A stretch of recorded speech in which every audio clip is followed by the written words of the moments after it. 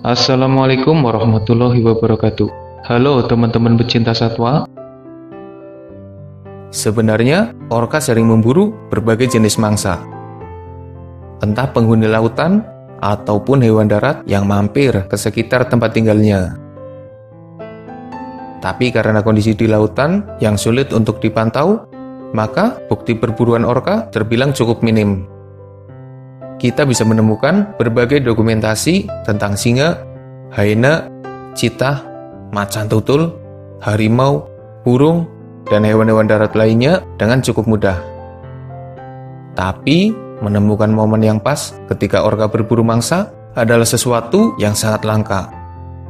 Kondisi habitat dan luasnya wilayah yang dijelajahi para paus pembunuh juga menjadi penyebabnya. Admin sendiri sangat menghargai dan memberikan apresiasi kepada orang-orang yang berjuang untuk mendokumentasikan kehidupan orka.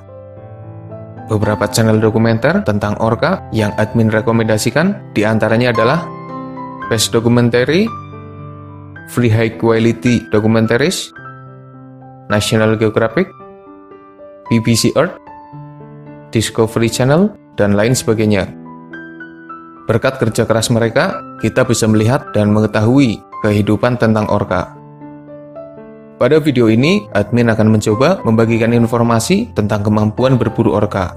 Apa saja hewan yang berhasil mereka buru, bagaimana cara berburu orka. Sebelum lanjut, jangan lupa subscribe channel Dunia Binatang Liar.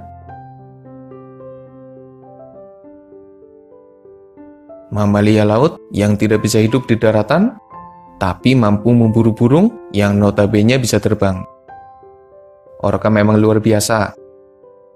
Pada video sebelumnya yang membahas orka, admin sudah membagikan informasi tentang teknik berburu orka saat menangkap burung. Tentunya, orka nggak bisa terbang mengejar burung di udara. Di daratan aja, orka nggak bisa bertahan lama. Orka berhasil memburu burung dengan teknik yang cerdas. Mereka memancing para burung agar mendekat. Umpannya adalah ikan kecil. Ketika burungnya terpancing dan mengambil umpan dari orka, maka dengan kecepatan penuh, orka menyerang dan menangkap burung itu. Teknik memancing mangsa adalah teknik langka yang hanya dimiliki oleh beberapa hewan. Admin juga sudah membahasnya dalam video khusus tentang hewan-hewan istimewa yang punya kemampuan memburu mangsa dengan teknik memancing. Orka adalah satu di antara beberapa hewan pintar itu. Dalam video duel antara orka versus hiu putih, admin juga sudah membahas perbandingan dan pertarungan di antara keduanya. Hasilnya, orka memang pantas mendapatkan julukan sebagai Raja Lautan karena kemampuannya. Bukan hanya hiu putih, beberapa jenis ikan hiu lainnya juga sering diburu oleh orka. Sepertinya, ukuran hiu yang besar membuat orka mengincar mereka untuk dijadikan mangsa buruan. Orka berburu hiu dengan teknik khusus. Orka akan memaksa hiu ke permukaan, mengeroyoknya, menabraknya berkali-kali, dan mengakhiri misinya dengan gigitan yang mematikan. Orka tahu bahwa hiu berbahaya karena punya deretan gigi tajam. Makanya, mereka akan melumpuhkannya dulu dengan cara menabrak atau bahkan menamparnya dengan ekor besarnya. Jika hiu mulai melemah, barulah orka menyerang dengan gigitannya. Bisa dibilang, anjing laut atau mungkin singa laut adalah mangsa favorit orka. Entah anjing laut atau singa laut, admin sebut saja anjing laut ya, biar gampang. Kalau ada kekeliruan, ya mohon dimaklumi. Orka bisa memburu anjing laut di lautan, di pantai, atau bahkan yang sedang sembunyi di atas permukaan es. Teknik berburunya juga sangat bervariasi, tergantung posisi mangsa dan kondisi di sekitarnya. Orka bisa memburu anjing laut dengan mengejarnya, menggigitnya, dan lalu memakannya.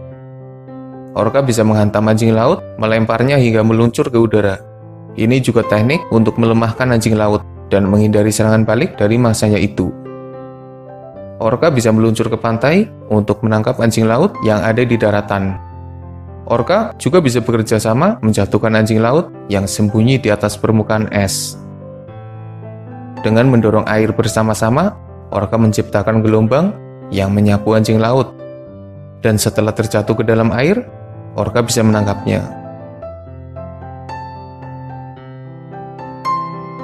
ditabrak berkali-kali, digigit berkali-kali, dipojokkan, dan ditahan agar tidak bisa bernafas di permukaan air, paus besar akhirnya tidak mampu bertahan menghadapi serangan dari sekelompok orka. Paus jadi salah satu mangsa buruan orka. Biasanya paus kecil dan paus yang sendirian jadi sasaran empuk. Orka datang berkelompok, menguasai keadaan. Mereka menahan paus agar tidak bisa mencapai permukaan, sehingga paus itu tidak bisa bernafas. Orka juga terus melemahkan mangsa besarnya dengan serangan bertubi-tubi. Tentu saja, mangsa besar itu sulit melarikan diri karena sudah terkepung. Kondisinya juga terus melemah karena kehabisan nafas dan terluka. Akhirnya, orka berhasil mengalahkan saudaranya itu dan lalu memakan mereka. Bukan hanya cetacea besar yang dimangsa, saudara kecilnya juga dijadikan target buruan. Beberapa kali orka berhasil memburu lumba-lumba. Hampir sama seperti saat memburu anjing laut, orka memaksimalkan kecepatannya untuk mengejar lumba-lumba di dalam air. Memang agak susah ditangkap karena pergerakan lumba-lumba yang lincah dan cepat. Tapi orka adalah hewan yang pintar. Mereka bekerja sama untuk memisahkan target dari kelompoknya, lalu bersama-sama mengejar lumba-lumba dalam area yang sudah dikepung. Meski susah ditangkap, tapi akhirnya lumba-lumba itu juga bakal kelelahan hingga akhirnya tertangkap. Orka akan melemahkan lumba-lumba dengan hantaman, tamparan ekor, dan gigitan mematikan. Sebenarnya, orka bisa dengan mudah menangkap dan mengalahkan penyu. Tapi masalahnya, mereka punya cangkang keras.